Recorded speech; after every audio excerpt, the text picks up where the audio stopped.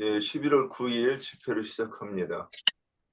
오늘 말씀은 12절부터 26절까지 26절까지 우리가 이제 말씀을 나눌 거예요.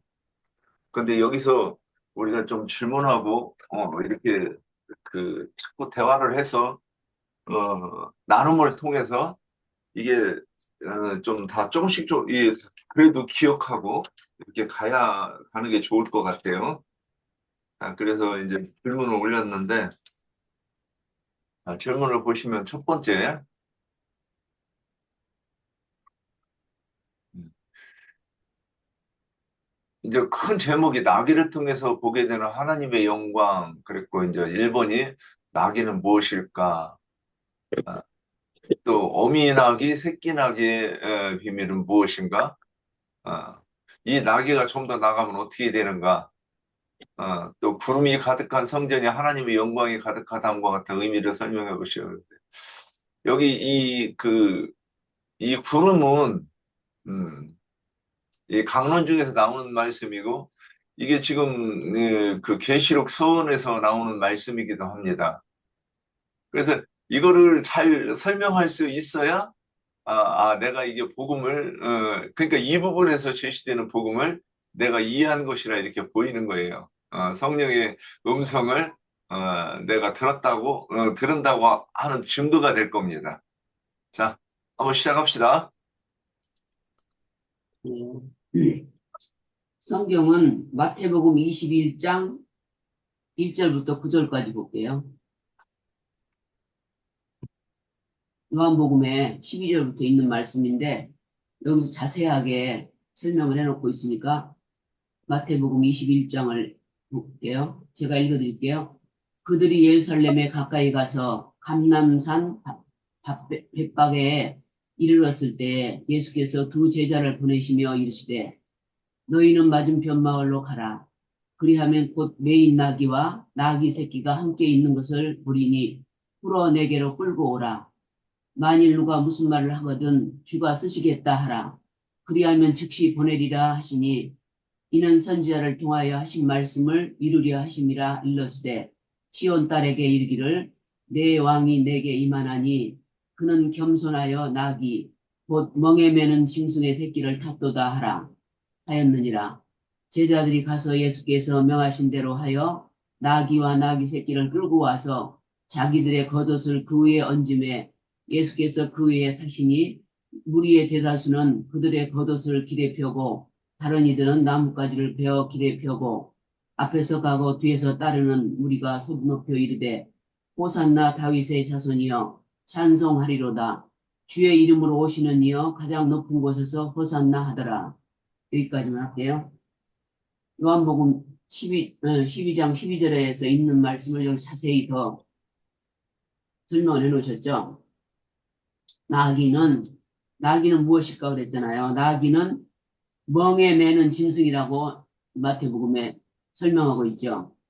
그건 멍에 매는 짐승을 대표하고 혈육의 겉사람, 육신을 입은 사람을 상징합니다. 그러니까 나귀와 말, 이럴 말을 사용할 때는 육의 몸을 입은 하나님의 종들을 상징한다고 그래요. 그래서 참된 주의 종들은 다 나귀를 탄 사람으로 상징하고 그 특징은 겸손한 것이고 또 말 탄 자들은 바로가 말을 타고 이스라엘 민족을 쫓아왔죠. 예배당 목사나 신부들인데 그들은 힘이 세고 키가 크고 용으로부터 능력과 권세를 받아 가진 큰 자인데 특징은 영적 교만한 자들이에요. 그러니까 말탄 자들은 영적 교만한 자라고 말하죠. 그래서 지금 여기 마태복음 21장 1절에 두 제자를 보냈다고 그랬어요. 두 제자는 12제자를 대표한 대표성을 갖고 있고 또 벳박의 맞은편 그건 베다니에죠. 베다니에 가서 나귀와 나귀 새끼를 끌어오라고 말씀하셨어요. 끌어온 나귀는 베다니에 충성된 종인 문둥이 시몬이었다가 고침을 받은 시몬과 죽었다가 살리심을 받은 나사로를 말씀하고 있어요. 그러니까 나귀는 주님께 순종하고 헌신한 주를 신실하게 믿는 자들을 말합니다.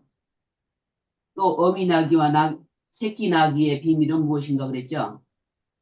예수님이 예루살렘 성문까지는 어미 나귀를 타고 오셨어요. 이거는 구원 얻은 유대인들로서 예루살렘 교회를 세운 교회의 지도자들인 제자들을 상징하고 앞선 사역자들을 대표해요. 또 새끼 나귀는 안디옥 교회를 세운 제자들을 상징하는데 젊은 동역자들이 앞서간 사역자들의 대를 이어서 순교자의 수를 채울 것을 암시하고 있어요. 그러니까 앞서간 증인들이 있고 뒤따라간 증인들이 있는데 우리도 앞서가신 증인들의 신앙을 본받아서 그 뒤를 따라가고 있는 중이에요. 또 나귀에서 더 나가면 무엇이 되는가?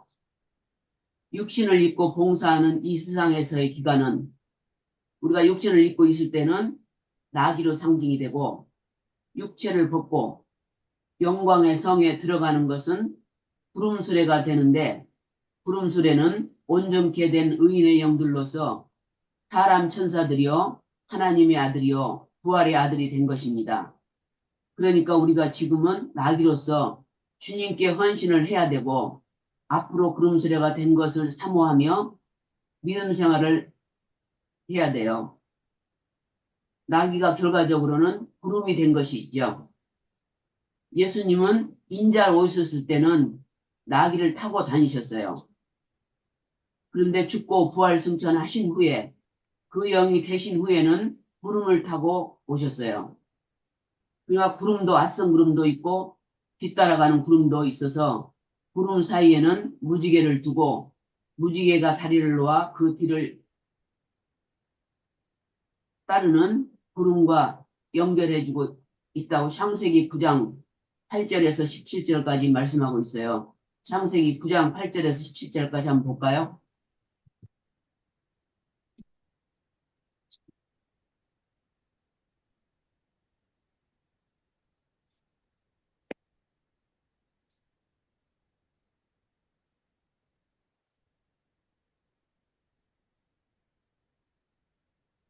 하나님이 노아와 그와 함께한 아들들에게 말씀하여 이르시되 내가 내 언약을 너희와 너희 후손과 너희와 함께한 모든 생물 곧 너희와 함께한 새와 가축과 땅의 모든 생물에게 세우리니 방주에서 나온 모든 것 곧 땅의 모든 짐승에게니라. 내가 너희와 언약을 세우리니 다시는 모든 생물을 홍수로 멸하지 아니할 것이라. 땅을 멸할 홍수가 다시 있지 아니하리라. 하나님이 이르시되 내가 나와 너희와 및 너희와 함께하는 모든 생물 사이에 대대로 영원히 세우는 언약의 증거는 이것이니라. 내가 내 무지개를 구름 속에 두었나니 이것이 나와 세상 사이의 언약의 증거니라. 내가 구름으로 땅을 덮을 때에 무지개가 구름 속에 나타나면 내가 나와 너희와 및 육체를 가진 모든 생물 사이에 내 언약을 기억하리니 다시는 물이 모든 육체를 멸하는 홍수가 되지 아니할지라. 무지개가 구름 사이에 있으리니 내가 보고 나 하나님과 모든 육체를 가진 땅의 모든 생물 사이에 영원한 언약을 기억하리라. 하나님이 노아에게 또 이르시되 내가 나와 땅에 있는 모든 생물 사이에 세운 언약의 증거가 이것이라 하였더라. 노아와 언약한 언약의 말씀이죠. 우리 구름이 가득한 성전이 하나님의 영광이 가득하다 함과 같은 의미를 설명을 하고 그랬는데 히브리서 12장, 11장, 12장을 보면 11장이 믿음장이죠. 히브리서 11장 믿음장인데 너무 많아요. 이 시간이 단축해야 되니까 잊지 않고 이 11장에 보면 믿음으로 행했던 증인들이 쭉 나와요.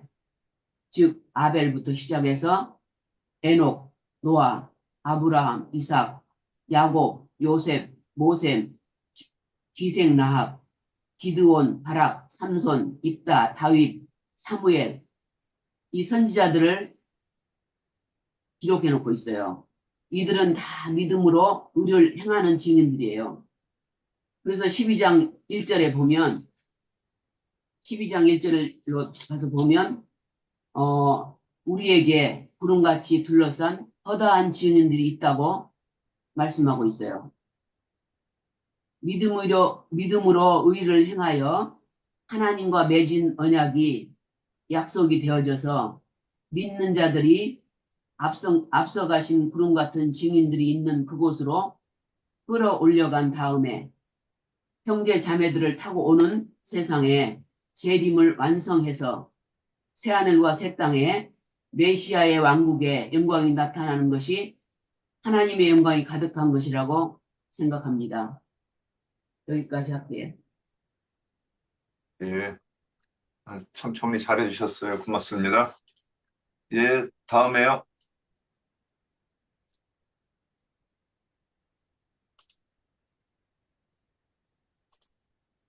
예, 다음에 여자 자매님. 연자대매님이 중복되네요.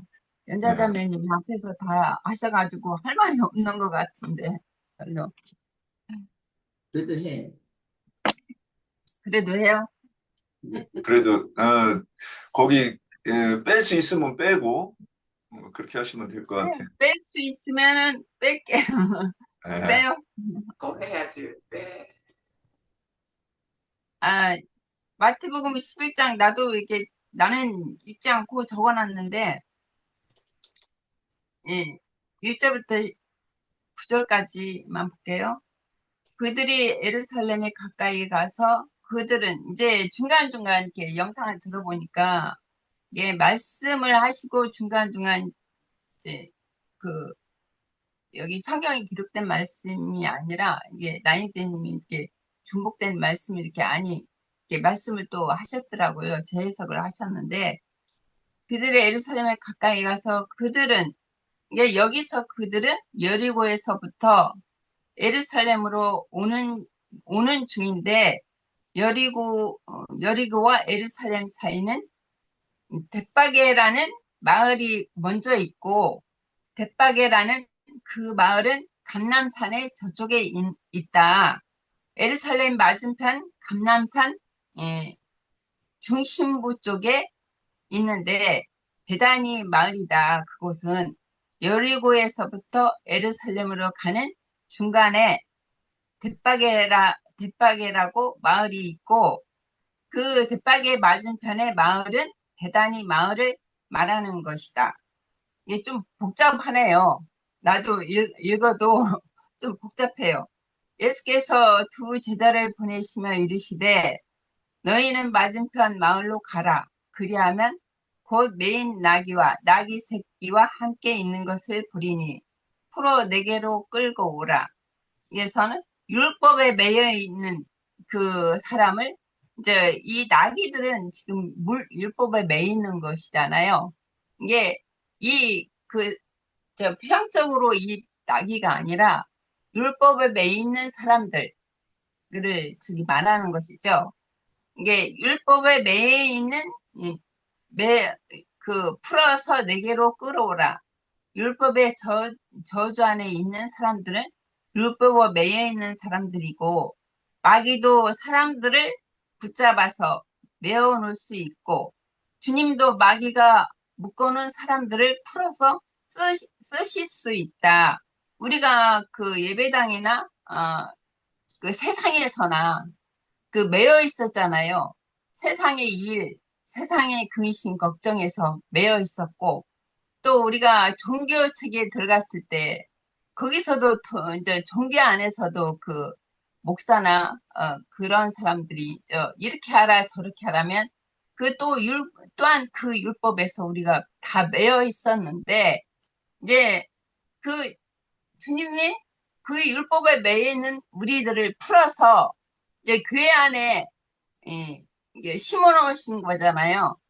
그런 것처럼 이제 마귀에게 우리가 매여 있었는데 이제 주님이 우리 매여 있는 우리들을 풀어서 주님이 이제 쓰시겠다고 이 교환에 이제 심으셨어요. 그런 것처럼 나에게 주인은 주님이시고 이 세상 교회는 나가서 종로릇 이게 종교 안에서 종로 우리가 종로릇도 했고 율법 안에서 저기 그 예배당에서 종로릇 했던 우리들을 풀어서 주님이 저 교회 안에서 이기는 자의 이제 모임이라고 우리가 정말 하고 있는데 정말 이기는 자가 다 돼야 되겠죠. 우리를 풀어서 이제 주님이 교회 안에서 이제 주님의 영으로, 주님의 성령으로, 빛으로 우리를 장성한 자가 되어서 주님이 이제 타고 다닐 수 있는 그런 이제 나귀가 돼야 되겠죠. 네, 나귀의 주인은 주님께서 세상에서 종교에서 매여 있는 우리들을 풀어서 이제 해방시켰고, 그 어미도 매여 있었고 새끼도 매여 있었다. 어미를 풀어가지고 오면 새끼는 자동으로 따라오잖아요. 어미를 풀어오면은 새끼도 자동으로 따라온다. 감난산 벳박이라는 아람어로 나온 단어인데 히브리어로는 1400 가이드 집이라는 뜻이고 히브리어 6291은 파크 덜 익은 무화과 감람산에서 온 설 익은 무화과라는 집이라는 뜻이다. 그래서 아가서에서도 보니까 그 말씀이 나오는데 저 푸른 열매 미숙한 것이라는 뜻이 있더라고요. 아가서에서도 보면 아가서 2장 13절에 보면은 푸른 열매라고 그렇게 되어 있는데 두 단어가 합성된 단어로서 털 익은 무화과 집이라는 뜻이고 감람산 기슭에 무화과 나무가 있었고 그 당시는 무화과 열매의 때가 아니었으며 주님이 먹을 수 있는 열매가 아니다. 주님이 먹을 수 있는 열매를 얻지 못하여 저주하신 산자락에 있는 마을인 것입니다. 이게 마태복음 아까 그 연자자매님이 읽으신 것 같은데 저도 한번 다시 볼게요. 18장에서 20절까지.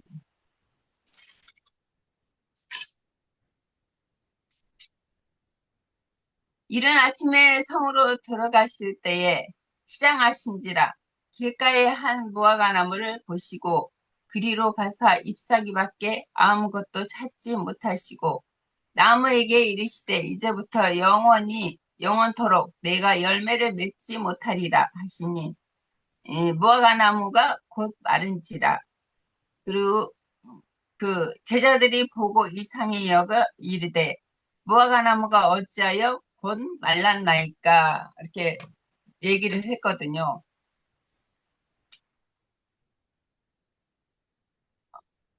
네, 예. 3절 마태복음 3절인데 21장 3절 만일 누가 무슨 말을 하거든 주가 쓰시겠다 하라. 그리하면 즉시 돌려보내리라 하시니 이는 선지자를 통하여 하신 말씀을 이루려 하시니라. 5절 시온 딸에게 이르기를 내 왕이 내게 임하였나니 그는 겸손하여 곧 나귀 멍에 매는 짐승 새끼를 다투다 하라 하셨느니라. 예루살렘 동편의 감람산 기슭에 벳박의 마을 맞은편 마을이 베다니 마을에 매여 있던 나귀와 나귀 새끼를 그 나귀와 나귀 새끼 주인은 예수님 자신이죠. 이제 주인이 쓰시겠다 이럴 것인데 마귀는 순종을 대표하고 말은 육신의 몸을 상징하며 힘을 대표한다. 이게 여기서는 이제 마귀는 그 제자들을 또 말씀하셨고, 그 주님의 제자들은 주님 앞에 순종하는 그런 나귀로서 지금 말씀하신 것 같고, 이 말은 대부분 그 솔로몬 왕에도 보면은 애굽에서 말을 많이 사왔었어요.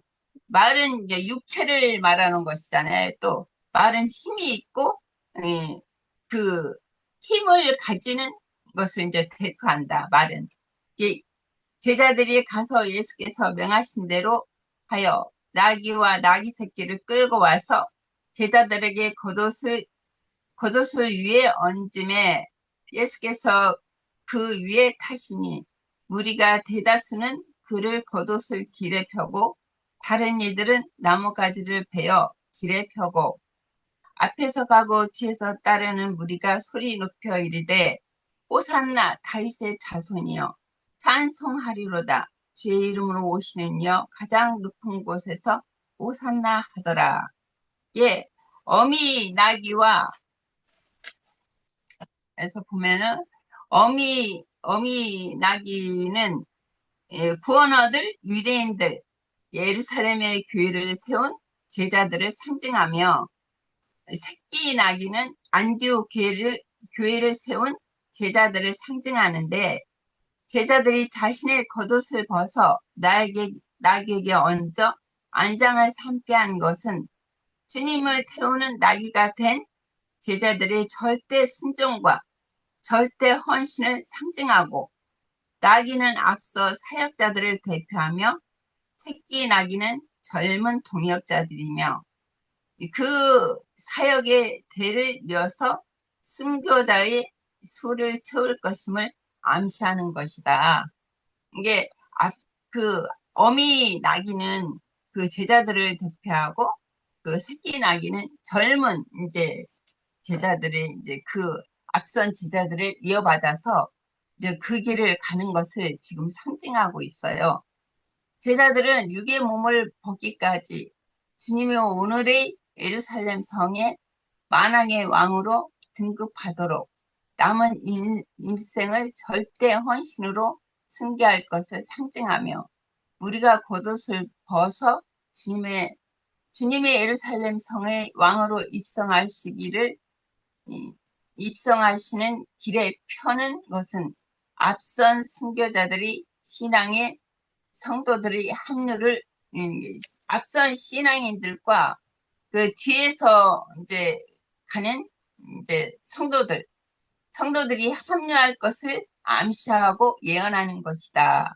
그렇게 말씀하셨고 이제 구름 같은 증인들 아까 그 히브리서에서도 이게 12장에서도 봤는데 이게 육을 입고 봉사하는 동안에 나귀로 상징되고 육체를 벗고 영광성의 신부들을 데리고 들어가는 경우는 구름 수레가 되는 것이다. 이 생에서는 나귀로 상징되고 오는 세상은 구름 수레가 될 것이며 구름 수레가 되는 것은 온전케 된 의인의 영들로서 사람 천사들이 되고 지금은 구름 수레가 되는 것을 사모한다. 우리는 구름 속에 무지개를 든다 하면 구름은 온전케 된 의인의 영들이고 하나님 말씀과 저희 증거로 인하여 목배임을 받은 자들이다. 무지개가 구름 사이에 있으리니 앞에 구름도 있고 뒤에 구름도 있는데 그 무지개가 구름 사이에 있으리니 이게 구름이라는 것은 이제 무지개라는 것은 앞에 구름과 뒤에 구름의 그 다리 역할을 하는 것이죠. 다리의 역할을 하는 것이고 무지개는 이 구약 성도와 신약 성도들을 연결해주는 다리다. 바울 사도가 맺은 언약은 우리에게도 연결이 되지만 주님의 지금 예루살렘에 육신으로 오셔서 입성하실 때 나귀를 타고 입성하셨지만 거룩한 성 새 예루살렘에 입성하실 때는 구름 수레로 입성하시는 것이다. 그리고 모든 육체를 가진 땅의 모든 생물 사이에 영원한 언약을 기억하리라. 오는 세상의 새 하늘과 새 땅에 우편 양들의 장막에 우리들이 구름 수레로 와서 성전의 구름 성전을 덮다가 이제 구름 수레로 덮어야 하는 것인데, 광야 40년 동안 성막 위에 구름이 덮여 있었고, 광야 생활할 때, 이들이 광야 생활할 때 구름이 항상 앞서갔었잖아요. 불기둥과 이제 낮에는 구름 기둥, 그리고 밤에는 불기둥으로 또 인도하셨고, 이게 성막에 항상 구름이 덮여 있었다. 이게 성막 위에 구름이 덮여 있었고, 오는 세상에도 양무리의 찬 장막으로 새 하늘과 새 땅을 메시아의 왕국에 임해서 이스라엘 12지파가 중심이 되어서 만국 백성들에게 전도를 하게 되는 제사장 나라가 회복될 때 형제 자매님들이 구름으로 성막을 덮는 축복이 되시길 이제 우리는 바라는 것이죠. 이게 모든 이스라엘 12지파에게 또 우리가 구름이 덮여져서 메시아의 왕국에 임할 때 이스라엘 12지파가 중심이 되어서 만국 백성들에게 전도를 하게 되는 제사장 나라가 회복될 때에 형제 자매님들이 구름에 이제 성막을 덮는 이제 우리가 이제 구름 수레가 돼가지고 이제 그 이스라엘 백성 나중에 이제 12지파가 회복될 때 우리가 이제 구름이 되어서 그 덮개가 되는 것을 지금 마지막으로 말씀하셨는데, 이제 그게 우리가 간절히 바라는 소망이고, 이게 앞선 이제 달린 그 선진들의 우리가 바톤을 받아서 우리가 지금 그 말씀대로 우리가 온전한 구원을 이루어서 나중에 이제 이스라엘 12지파에게 이제 우리가 성막 구름이 되어서 그런 이제 역할을 해야 되겠죠. 이게 우리가 소망은 바로 이것이라는 거예요. 여기까지 하겠습니다. 예. 또 옥경자매 오늘 저기 카메라 껐으니까 못한다고 저기 한 거고, 이나자매 혹시 준비하신 거 있을까요? 오늘 저기 앞쪽에 질문들은 다 비슷한 것 같은데, 여호와의 영광, 아니 구름이 가득한 성전이 여호와의 영광이 가득하다, 이 말한 거에 대해서 혹시 좀 더 깊이 준비하신 거 있으면 그 부분에 집중해 주시면 어떨까 싶은데.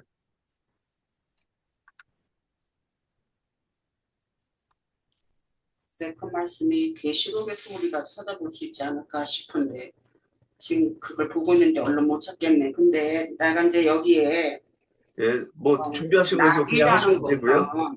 예. 낙이라는 것은 육신의 몸을 입고 하나님을 섬기는 종이잖아요. 예. 이제 그것이 이제 좀 다르고, 그래서 뭐 어미나귀와 새끼나귀는 아까 애자자매님이나 연자자매님이나 다 충분히 이야기를 하신 것 같고, 그러는데 이제 나귀에서 더 나가면 무엇이 되는가 하는 것이 이제 구름이다 하고 이제 표현을 했어요. 근데 좀 더 나가면 그것이 이제 내생물이라고도 우리는 표현할 수 있지 않을까. 이제 그래서 그것만 좀 보태고, 형제님이 지금 구름이 가득 찬 성전이 하나님의 영광에 가득하다 하는 것이 이게 말씀이 계시록에서 표현된 말씀을 좀 보면 좋을 것 같은데, 네, 거기까지는 준비를 못했네. 죄송합니다. 거기가 성경 제가 인용해 놓은 게, 제가 거기 성경을 딱 잘라서 인용을 안 해놨는데, 그게 그 열왕기상 8장 10절을 배경으로 해가지고 이게 지금 나오는 말씀이에요. 예, 구름이 가득한 곳에서는 제사장이 섬기지 못했다. 아, 저번에 형제님이 말씀하시던, 예, 예. 그런데 여기 이제 우리 강론에서도 구름에 대해서 자꾸 언급은 되는데 거기에 대해서 시간이 없으니까는 이렇게 설명을 자세히 안 하고 이렇게 넘어간 부분들이 있어요. 그러면 이제 우리는 복음을 전할 때 우리도 그건 이거다 하고 이렇게 이렇게 짧게 얘기를 하면 이게 이 빛의 비침이 많은 사람은 해도 내가 막 수월하게는 설명을 못해도 더듬더듬 설명할 수 있는 사람은 그만큼 귀가 많이 열린 것이고 근데 그게 뭐지 하고 꾸벅꾸벅 하는 사람은 아직 빛비침이 좀 남들보다 드러나는 거잖아요. 그래서 우리가 이런 기회를 통해서 설명을 하고 하다 보면 오늘은 다 이해를 못해도 어느 날 전도하는데 이게 내 입을 통해서 막 나오는 때가 있단 말이죠. 제가 그래서 오늘 이 부분을 조금 더 이렇게 좀 깊이 나눴으면 좋겠다 이 생각을 좀 했어요. 준비하신 거 있으면 하시고 아니면 그 준비하신 거 하시면 되고. 아니, 나는 준비한 거는 없어요. 근데 아까 얘기했듯이, 예, 그냥 준비하신 거 그럼 편하게 해주시면 돼요 이제. 음,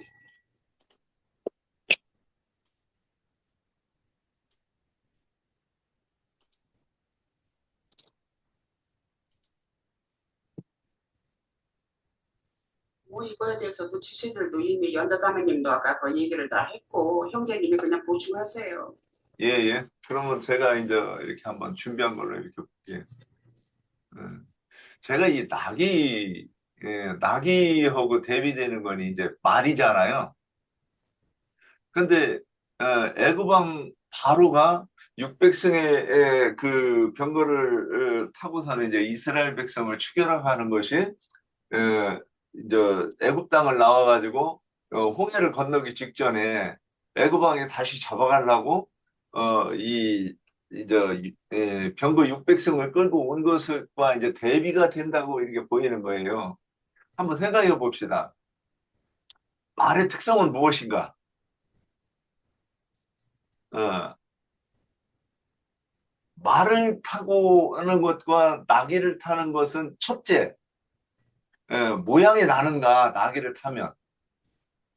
나귀 아무리 꾸미고 타면 뭐 그 뽀다귀가 납니까? 예. 그리고 나귀를 타고 전쟁에 나가겠는가? 음. 그러니까 전쟁의 무기가 되려고 하면 빠른 다리, 예. 그 말의 내 효능은 그거죠.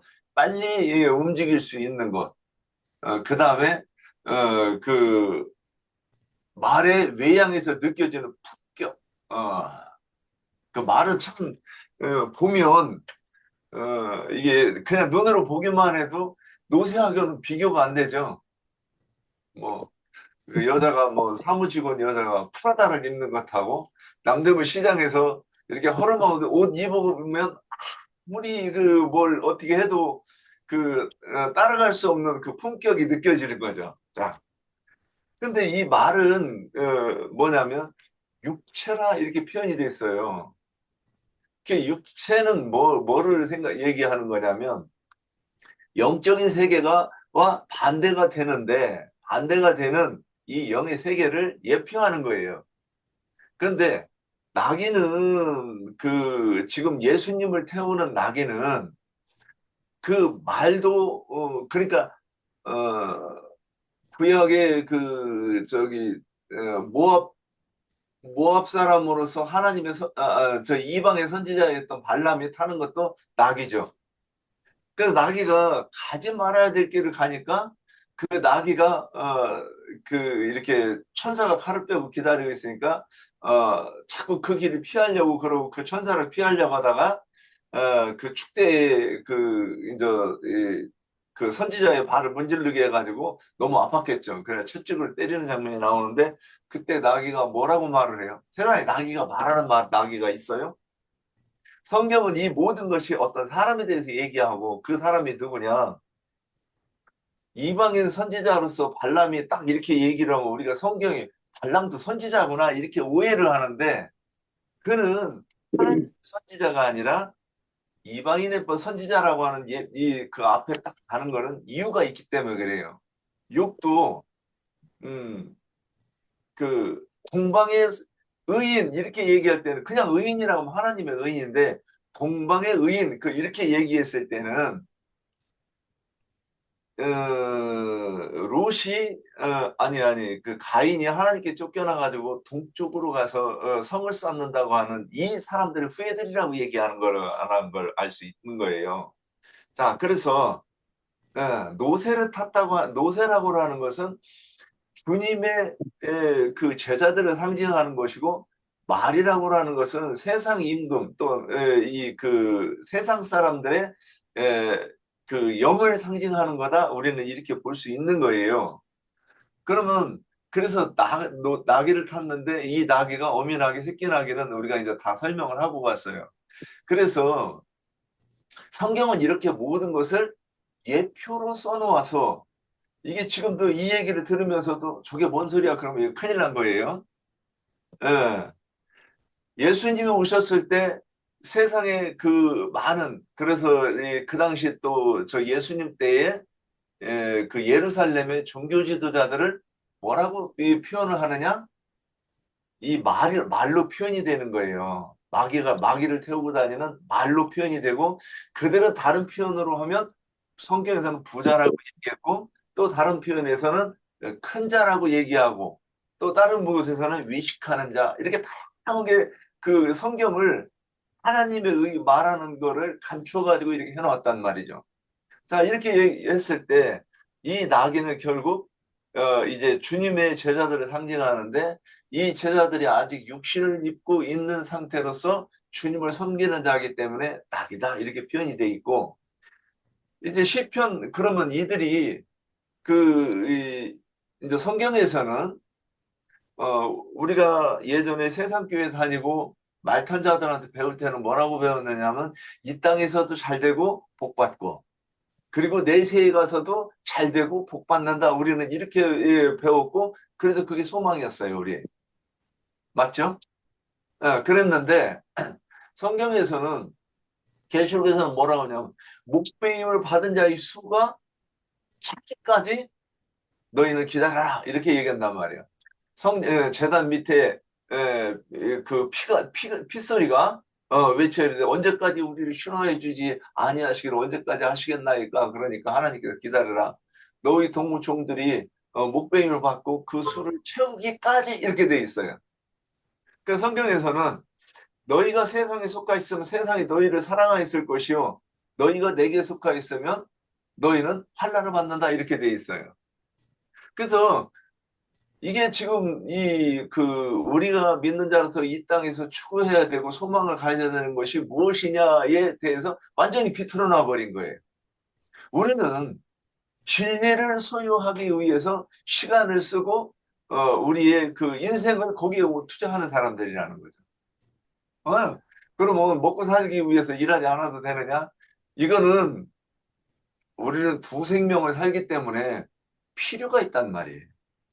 내가 자식도 가르치려면 돈이 있어야 되고, 처자식 굶기지 않으려고 하면, 먹을 것, 입을 것을 공급할 수 있어야 되니까 당연히 일해야 되죠. 그러나, 우리가 소망으로 삼고, 너희가, 그 소망이 있으니 보는 것을 누가 바라느냐, 보이지 않는 것이 우리의 소망이다. 이렇게 얘기를 해요. 그래서 성경에서도 산소망 그렇습니다. 그러니까 물질은 필요하면 나가서 돈을 벌으면 되고 우리가 소망해야 될 것은 무엇이냐? 하나님이 어떤 분이신지 아는 것. 이것이 우리의 소망이 되어야 된다. 이런 뜻으로 이렇게 말씀하는데 그럼 그렇게 그런 소망을 가지고 우리가 추구해야 될 소망이 이런 것이다 하면 세상에서는 싫어하죠. 그래서 미워하고 그 다음에 우리의 그 증인들이 증거하는 그 말씀을 들으면 이 말탄자들과 거기에서 배우는 자들은 화가 나는 거예요. 왜?